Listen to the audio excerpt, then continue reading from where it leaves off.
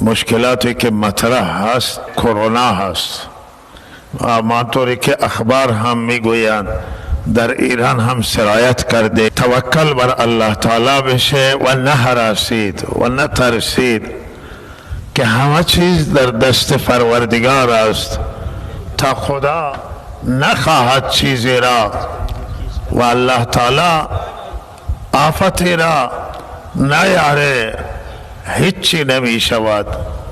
طوفان کرونا، ویروس کرونا هم مخلوق هست و به دست خالق و لہذا توکل بر الله بشه و استغفار و توبه و صدقات به کثرت بشه.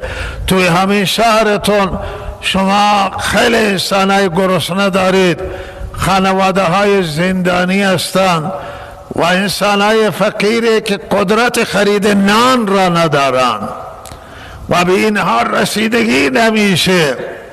مستبدانند، مساجد نیمه ساختان، طلاب علوم اسلامی و دینی و همه کسانی که نیاز به مساعدت مسلمانان را دارند.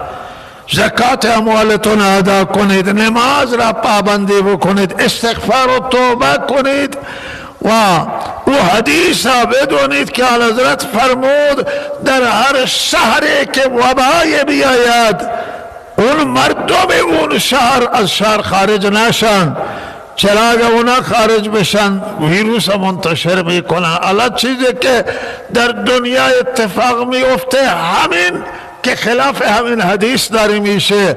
خیلی از چین فرار کردن و ویروس با خودشون در مملکتای خودشون بردن.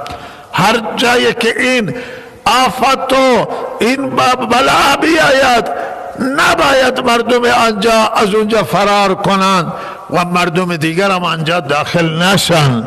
این آفت کرونا، عذاب کرونا چین 100% فلج کرده و وحشتناک هست در چین.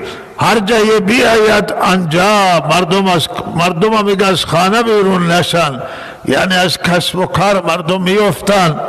ولهذا توکل بر الله بشه، استغفار بشه، از گناه های من معافی بخواهیم، بے قائل نمازی و بے نمازی را ترک کنید، حقوق الناس رعایت بشه، حقوق الله رعایت بشه، اخلاقیات رعایت بشن، مسائل اخلاقی و احکام الله پابندی بشه و به الله رجوع کنید.